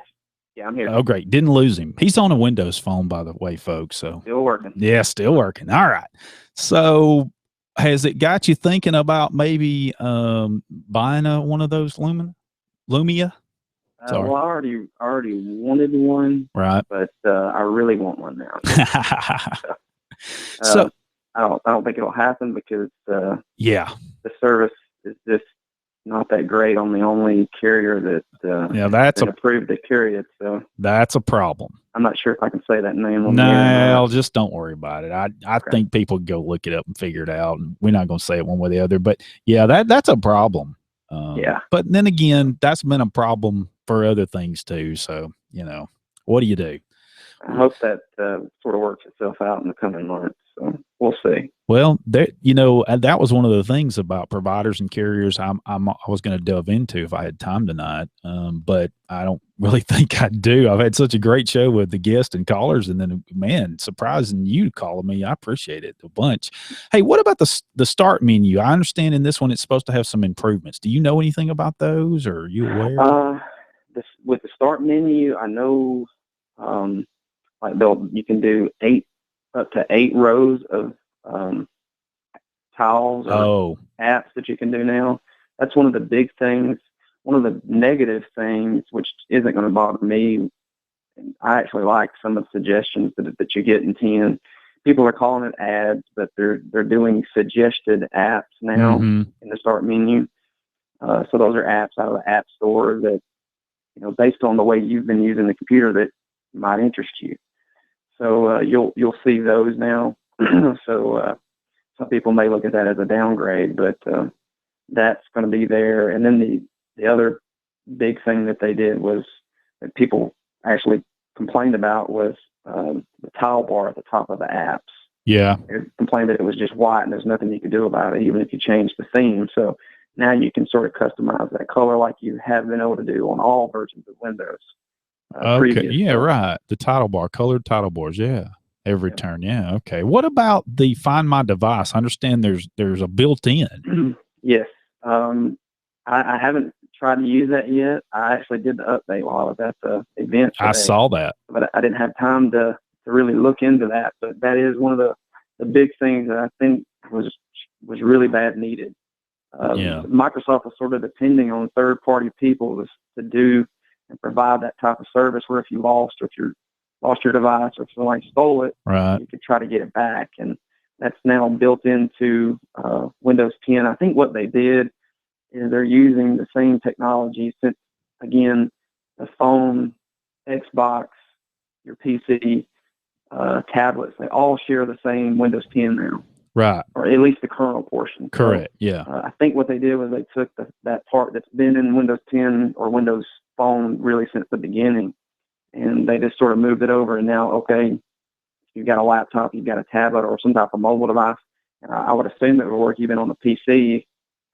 It can actually update where its location is if you've got it turned on. So if someone steals your device, you just sort of go out to the website and look and say, okay, here's the last place that you saw your device. Again, you would have to have a Microsoft account, as with most of the newer, cooler features that started with 8 and have sort of worked their way into 10. Right. You just got to have a Microsoft account for any of that stuff to work. So just a big tip to everybody out there, set up a Microsoft account when you set up an 8 or 10 device. Yeah. Yeah. I know that's a big feature. No question about that. And we've talked on the show, and of course, we've probably beat Microsoft up a little bit on the show, but everybody needs, I don't want to say dejectors, but I guess we've been that way sometime. Not that they're hearing us out in California, but one gentleman heard us out in California tonight. So, and I would be remiss. I mentioned this. We had a caller, Micah, who's been listening, and he's actually listening in Portland, Maine, if he's in tonight. And wow. Yeah, and then we had a guy listening in Tennessee last week was a good show. That rabbi was pretty interesting. So anyway, but a couple more things here, my friend. What about Cortana? It looks like to me maybe there's some new things with Cortana. There are, but to be honest with if you don't know, that's fine. I do know one thing, and I've actually already been using this, so it doesn't seem like a new feature to me. I'm on the Windows Insider, so I've been getting these newer builds already on my computer at work. But if you have a Windows phone, if you get text messages to your phone or missed calls or some other types of notifications to your phone, if you're using the same Microsoft account on your desktop or your tablet or whatever computer running Windows 10, you can see those missed calls, you can see those text messages, through Cortana, it's using Cortana as the back end to sort of transfer that information back and forth. But you could actually see it on your PC, and then, from your desktop, which I've been playing around with it. If you were to send me a text right now, I could reply to you from my Surface. Yeah. And it basically is just going to send it up to the cloud to my account, and then bounce it back down to my phone, and then Cortana will send the message from my phone. So pretty cool stuff. Yeah. I don't have to pick up my phone when I'm at my desk anymore. I just sort of look down and hit the notification button, and I can see, if I've gotten any messages or if I've missed a call. Well, it's or good. whatever. It's good that they're bringing that to that device, because and I know Google's been doing the similar thing, if not exact same thing, for a while. Right. They've had these type features. Yeah. And Mac's been doing, but Mac. Actually, I think Google was doing it way before Mac, if I got that right. But if you're all interested in any of these devices, and listeners, if you're listening, I use all of them. I'm sort of a guy. Well, I don't use Chromebook. I admit I don't have that, but I do use Google products. As a matter of fact, I'm using Chrome browser tonight, only because it seems to work seamlessly for what I want it to use it for. But here again, we talk all the time. It's a tool, but if you're entertaining yourself, it's not. There is some level of just entertaining yourself, and there's certainly nothing wrong with that. And if it works for you, if it's very immersive, if it's a product that actually performs the way you want it to perform, then you just ought to like it, and don't worry about what anybody else thinks about it. Yeah, I agree. I know there's a big deal of security. We talk about it here all the time. I agree with it. It is a problem. The thing that the note here, in my opinion, is that I don't care what you use. Whatever you use, if you don't develop it yourself from scratch, there's no guarantee that you're not giving out information. I mean, you can read through every EULA you want to. I know Bruce would disagree with me a time or two, and actually I think he would agree part of this. If you, for instance, you and I have talked about this many times. This would be a good segue. People don't understand. They send out an email, unless it's encrypted, it's open. Somebody grabs that email, and you're leaving traces on every server that and switch that you traverse. And trust me, it is a bunch. You might not be leaving information out of that message, but you're leaving metadata on these, and people can trace back. Well, like a friend of mine was talking about the Hillary Clinton thing. They had figured out all the ways her messages were traversing, and actually they can derive from that, even some of the emails that she deleted, who she was conversing with. And it's the same thing with you and me. I mean, it's no different. So but I think these products are cool. So what was like the coolest thing? I mean, I know the food was good. The coolest thing for sure was the Surface Pro to me. Yeah. Now, did they have the 4 there, the Pro? They did have the Surface Pro 4, but to me, the book sort of steals the show. And it may be because I've had a Pro 3 now for a year. So the Pro 4 is really just more of a performance thing than anything. Processor wise, over the Pro 3. So it's a very, very nice device for sure. Right. So is the Pro 3. I've really enjoyed mine. Okay. And I've pushed them pretty hard at JSU. I know, yeah. Everybody there probably knows I have to. So yeah, well, at least you're consistent. There's nothing wrong. That's nothing wrong with that. Yeah. Well, I like passion. I'm a passionate guy about what I like, so I don't blame you there. But anyway, well, look, Andrew's a great guy, and I'm not just saying this, but I've got to work with him and know him, and I really appreciate you calling me, and I hope this won't be the last time, because we need this kind of opinion on the show from time to time. Well, as soon as this semester's over, I know. Yeah. And I'm sure that likes Thursday night. Right. I'm going to let you go, because I know we talked about a book, and now you got to go hit the books. Yeah. So, well, all right. Well, I had a good time. Thanks for having me on. Oh, I really appreciate it. Yeah. Anytime, my friend. You know that. All right. All right. You have a good evening. All right. You all too. Right. All right. Bye. Well, all right. That was pretty cool.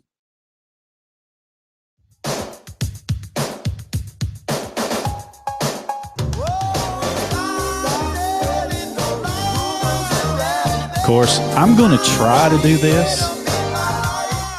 The guru is so much better at this rumor stuff, mainly because we got a bunch of Apple stuff here. So we got I don't know.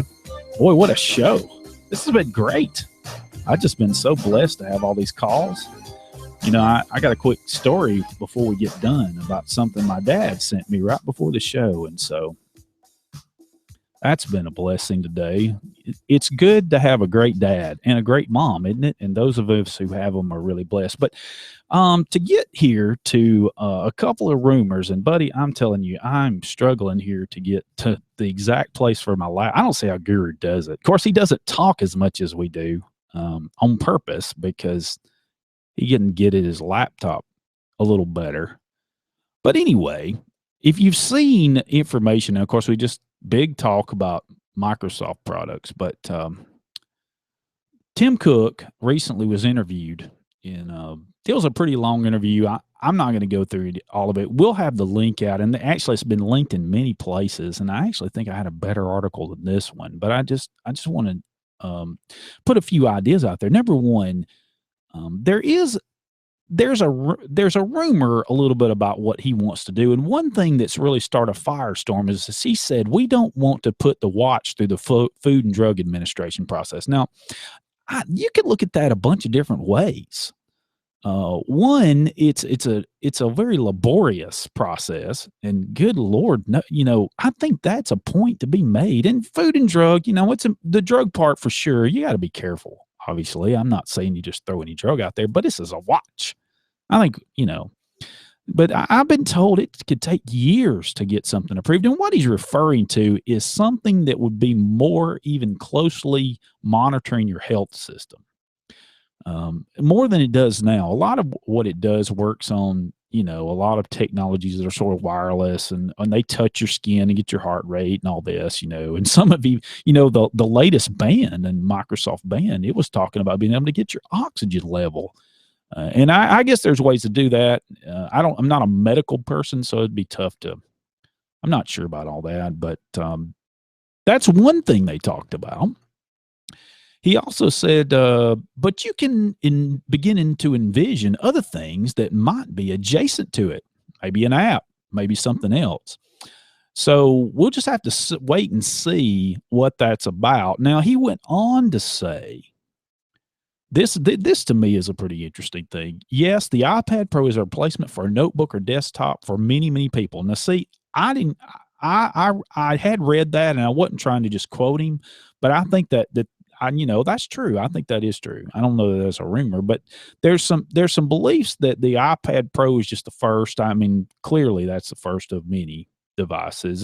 He goes on to say that they will start using it and conclude they no longer need to use anything else other than their phone. And this is not like I said, this is not the best article. I apparently stumbled and didn't get the best article I read because there's a lot more quotes. It was a very long interview, actually. I had read some interesting quotes from him. And he was pretty candid about a lot of things, actually. And then he was about hush-hush about some interesting things. So we'll see. We'll see more out of that. And then, of course, as luck would have it, another Apple story. Not to beat the bandwagon on this, but everybody knows they're coming up with a car. Come on. That they're going to. They've got another engineer from Digital License Plate Company that they've, you know, hired on. And of course, Elon Musk is out there saying, you know, you're just getting our people we throw away. You're getting the folks that, I didn't want them here anyway. I mean, that's really what he said, didn't he? That's exactly what he said. I don't want them here anyway.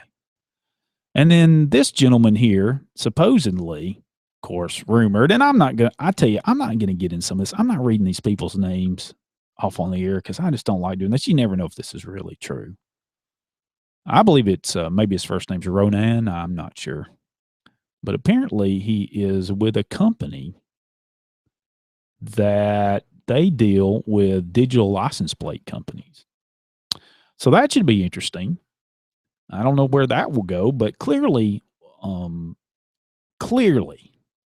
Apple is buying up these little companies that has to do with a car. And if they're not buying them up, well, what else are they doing? So they're developing a car. Don't kid yourself. Hey, Guru wanted me to remind everybody, and of course my wanting to get everything in. We are taking requests to our questions at Hey Techies, or any way you want to get a hold of us. Questions at heytechieshow.com. We're going to try. I don't think we're going to try. We're going to do it. We're going to do an end of the year show, and it's probably going to run several times over the Christmas break. And we got some shows coming up. And so if you get time and you want to know about something or hear about something, or you remember something from one of the shows, if you're that kind of listener and you've been listening a long time, or you've gone back and listened to some of the episodes, because you can see them all at heytechieshow.com and listen to them. You can at least listen to all of them, if I'm not mistaken. We'll cover it. We'll maybe even have Cliff or two. I don't know. We'll see where we get with that. But we'd be glad to cover it. So questions at heytechieshow.com for any information for end of the year. Or you can leave us a message on Facebook, or you can even Twitter it. I haven't been able to watch all of our social media tonight. So if I miss something, hey, I am very duly sorry about that. So, hey, how about more Black Friday tech deals? This is Guru's thing, and he brought it up. And it's pretty interesting. Sam's Club, there's some rumors that they're going to have some pretty good deals, like a 58-inch Vizio, 4K, $998, like an iPad 2, Air 2, $150 off. Don't you want the Pro? JVC is going to supposedly 43-inch, 1080 PTV. So there's some deals. They're the Roku streaming, and of course, there's also Target's got some rumored deals out. We'll have these links in our show notes, and if you want to go out and peruse them, you can. That'd be interesting to see. So anyway, we'll see what happens with that. I've got some news that I kind of wanted to cover, and I just got so many places to go. And since we've talked so much about VR, Facebook is bringing 360-degree VR videos to actually iPhone. And it's not so much VR. I mean, they're going to be on iPhone, iOS, and the Gear VR, which is, if you don't know what that's, a headset. It's a pair of headsets. You can actually put your phone to. Some of the phones connect sort of like cardboard, but hey, they're not bringing it to cardboard. Facebook is not bringing it that far. They're just going to allow it on the iOS devices through browser. I think you're going to be able to do it in the browser, and then maybe just in the app itself on a phone if you have a device and you have Facebook. So you'll be able to do that. They've added support for these videos in September, and of course they've been holding off on it. It's only been available for certain things, Facebook website and Android app. The 360-degree videos not technically, virtual reality viewing. Obviously, you need a full immersion for that. It's not the same thing as all around, but it's very interesting. As our great caller talked about, it's going that way. Everything really is going that way. So that's out there. And then, of course, if you don't know this is going to be like my overclock stack. There's a malicious product, an app that has been found actually on Apple and Google. It's Insta Agent. And if you're an Instagram person, I'm not this Instagram, so I don't have this. A lot of times I don't have these things. I don't run into these problems. We've talked about this before. A lot of this is your user and surfing habit, but apparently millions of people do. And apparently in Canada, it must be a big thing. But basically, it's an app to tell you, hey, who's been looking at your Instagram account. I mean, is this not a world that is just really obsessed with themselves, or what? You've got an Instagram account, and now you want an app. Well, the concern with the app, if you want to know, is Insta Agent. And it was pulled because it is actually saving users' logins to an unauthorized server. It's actually breaking the actual conduct, the things they agreed to, and breaking that. And I think Apple and Google is right by this. don't, you shouldn't do this. Even if you may have legitimate reasons you say you do, it's just not good business. Now the company is sort of broken English. I think it's a foreign company that's doing it, and they sort of replied, but it's odd, as it would be. Like one thing they said, no, this now. To say this up front's a little disturbing in itself. Nobody account is stolen. Your password never saved, unauthorized servers. There is nothing wrong. But again and again, we apologize. Our precious users. Now they care about their users. I think they care about their information is what they care about. So that's out there. Very interesting. And then we'll have some links out there about that if you are very interested. Hey, I wanted to bring up something. I don't know if you know this, but there was a 60 Minutes movie on. Listen to me. I'm obsessed. 60 Minutes program. I don't normally watch this. I have reasons, but I'm not going to go into them right now. But there was a 60 Minute on the CBS network this weekend about the Large Hadron Collider. And I actually watched it with my wife. We learned a lot of things. And, I know that there's a lot of things about it that I don't necessarily like. I think the reasoning they're using it is my spirit doesn't sit well with it, but it is what it is. And they're trying to look what they call the God particle, the Big Bang machine, as they call it. In the God particle, and what they're talking about is the Higgs boson, or sometimes it's called the Higgs. It's at that point where I think if I've got this right, protons or neutrons, they collide, and they do it. It's very fast. It's 17-mile tunnel, and they're going at the speed of light. Okay, it's protons. See, I knew it. Bunch of protons. I had it right. And so they go 40 million times a second, and they collide in this barrel section, and so they look at what happens during the collision, and they believe. But now this Higgs, it's boson or boson. I know I'm mispronouncing, and I apologize, but I don't hear it all the time, so that's the problem there. But that is actually a person that more than 3 decades ago, I think, his name is Peter Higgs. He's from Scotland.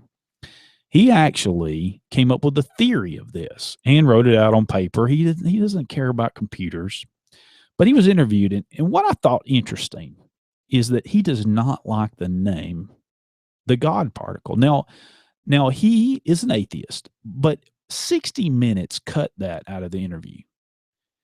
And I realize I can only stipulate. I can only say what I think, and that's what I'm doing. But they did that. They did that particularly on purpose, because the entire time they called it the God particle. Well, if you're going to do that, then the guy who came up with it says, hey, I don't really like it. I will give 60 Minutes props. They left it on their website, so you can go see that section from the 60 Minute episode. But they called it the God. They call it the God particle, but he doesn't like that. He said for a lot of reasons. I think he's an atheist. He's a devout atheist. No question about that. And it says he is.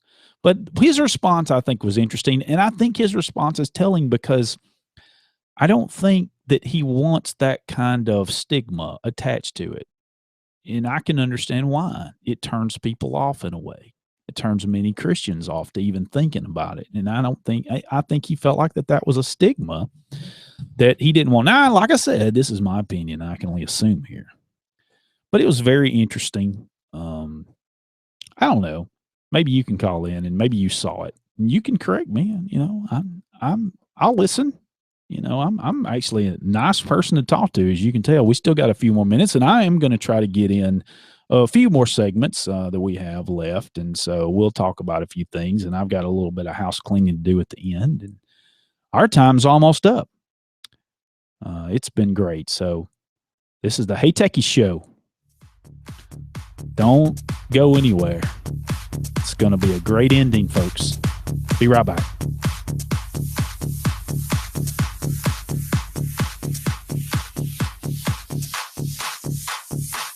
If you missed it live, then catch the Hey Techies Rewind, Sundays at noon.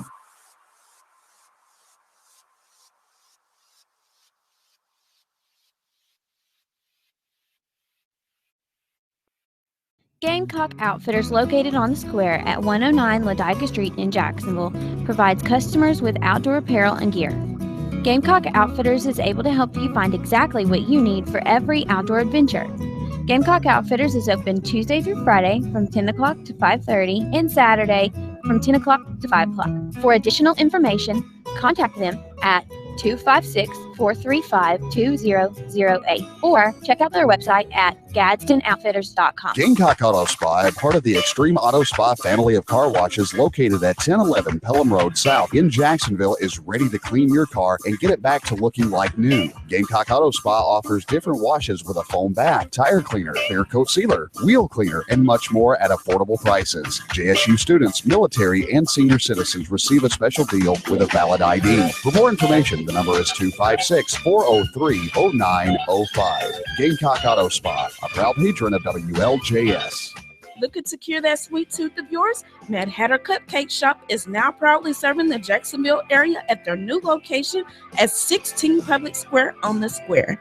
Mad Hatter is open Tuesday through Saturday from 11 to 9 p.m. and they are closed on Sunday and Monday. For additional information, be sure to check out their Facebook page, www.facebook.com/Mad Hat Cupcakes, and their website, www.madhatcakes.com. Jacksonville Tan is a proud patron of WLJS, serving Jacksonville and surrounding areas since 1987. At their location at 115 Francis Street East, next to Walgreens. Jacksonville Tan knows a thing or two about healthy glow, offering 16 tanning beds and virtually no wait times. A great tan is never out of the question. For more info, call them at 256-435-1770. Jacksonville Bookstore offers supplies for school all throughout the year. From books to binders, pencils to Scantrons, Jacksonville Bookstore has it all.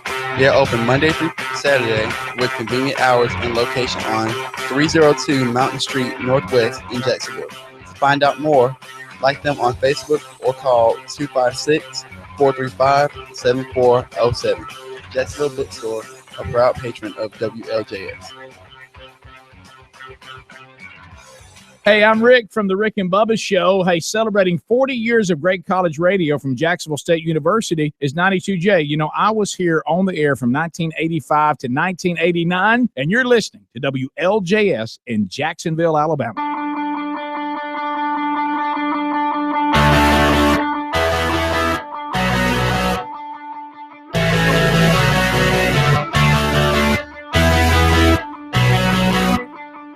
Welcome back to the Hey Techies Show.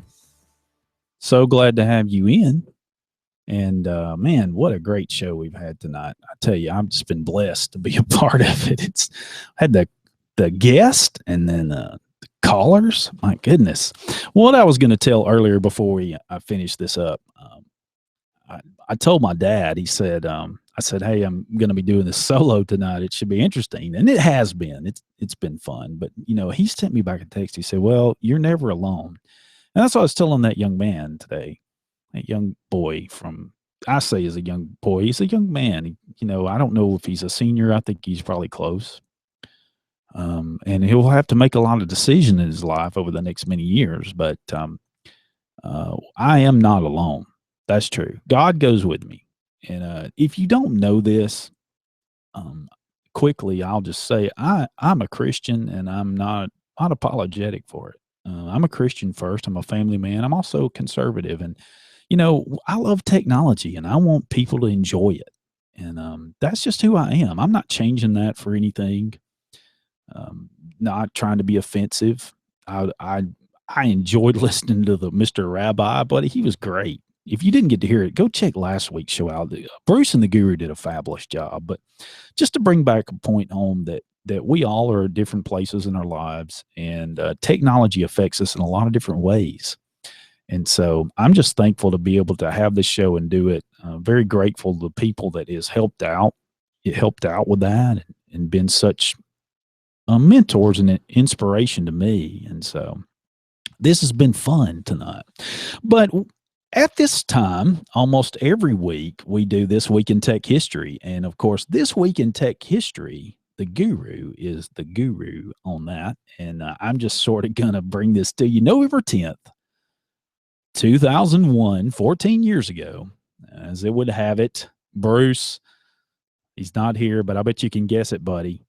Apple ships the first iPod, device that changed the course of both the music and technology industries. Of course, at the time, most experts, they could only focus on the fact that other devices cost less and may have been more impressive, but for the technical specs. Now, what he's got here, Guru said, sort of like they do today. He said, I guess when it comes to experts and Apple devices, they haven't learned their lesson yet. I don't know.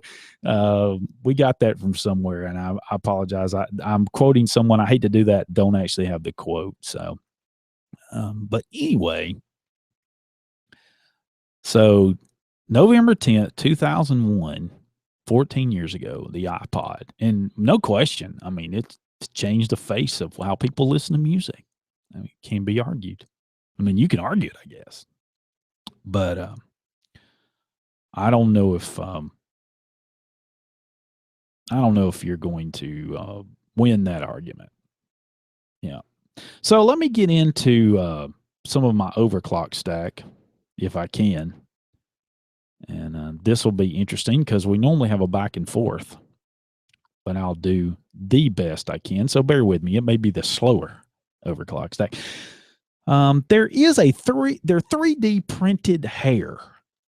Somebody who's been fooling around with a 3D printer, they have figured out how to make the shreds of the hair, when it's coming off, the stuff that they probably end up cutting out, sort of like, I think they were describing it, how glue is extruded, if a person is doing that and moves away real fast from the extrusion point, then you get these strings, and that's pretty much what it is. And it looks like, so they're looking at maybe using that in different places. Now, I'm not sure, how would you feel about your hair, but it's totally fake. They say it actually does, it reminds me of, more than hair, and I know I'm going to geek this out, but it almost looks like really tiny fibers of optical fiber, like you do with optical cable.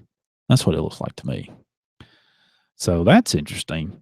I don't know about 3D printed hair. Hey, if you care about this, and I know some of you might, if you're into emojis, I do a smiley face or not. There's actually actual Emoji Works has come out with a keyboard that has the emojis actually on the typeface. So I guess this is for anything on PC. I guess you can also use it with your device. It's interesting. I don't know if it's for me. It might make it easier. Like, for instance, on the Y, there's a heart. On the U, there's 2 small hearts. So I guess using function keys, if I'm not mistaken. Yeah, it's got an emoji key. So if you hold that down and you press that key, you'll get an emoji. And going right along with that, did you know that in 2016, and I don't know, for those of you that care, and I admit that I don't know that I'm one that does, so I just throw that out there. There are some new emojis coming in 2016, and many of them have been talked about that they resemble sort of like, for instance, what Apple does that to their actual icons is very Apple icon-esque, if there's a word, if that's an actual word. And so, like I said, the links are there. If you find something offensive, don't come call me, okay? We don't make the stuff here. Like, there was another one. There was a modern pentathlon. It's like 5 people doing 5 things. It would be 5. Pentathlon. So it's like the suggested glyph is a total mess. I don't know. I guess that's what they're saying. It would be a mess. But there's possibly a rifle. They're looking at somebody in the water playing handball. You know, some of this is like, yeah, okay. Do you really need a pregnant woman, a woman shrugging? I get that a lot. Easy there, right? So you got that, and let's see what else we got. Oh yeah, I'm going to get to my real weird, interesting stuff here. This is for all you ladies out there. For all you ladies out there, there is a Kickstarter for you. Now, I'm going to have to be careful how I do this. I told my wife about this, but there is now, and there's been these type devices. There's a lot out there. And I say devices, I shouldn't have used that term. Wow, that was really bad. It's for the ladies. It's a strapless bra. But the thing that's interesting about it, that the straps on the back that actually wrap around, are actually designed, and the technology comes from a gecko. You know how the gecko has those really really rigid on its fingers. I mean, its toes rather, and it can stick to almost anything. Well, they've come up with this same design. I guess they use part of the gecko inspired adhesive, and apparently it's very strong. Is created with modified substance they got from his work with robotics, ironically. So there's another point of where robotics. So put that out there. That's a fairly interesting thing. I don't know about how you feel about that. And then, of course, this is another one that Bruce is going to love. There is an autonomous vehicle. Now you're saying, well, yeah, there's plenty of autonomous vehicles. Yeah, but this is an autonomous bus. And guess where it's going to be? Switzerland. The Swiss are going to be allowing the streets of Switzerland to have an autonomous vehicle that is public access, I guess, however their system works, like a troll or trolley. It'll troll the streets. And you can get on it, I'm sure, at a cost. I don't know what their cost is. It could be nothing. It might be something that may be covered. Story doesn't really read that to that. I haven't noticed it, but they're talking about in 2017.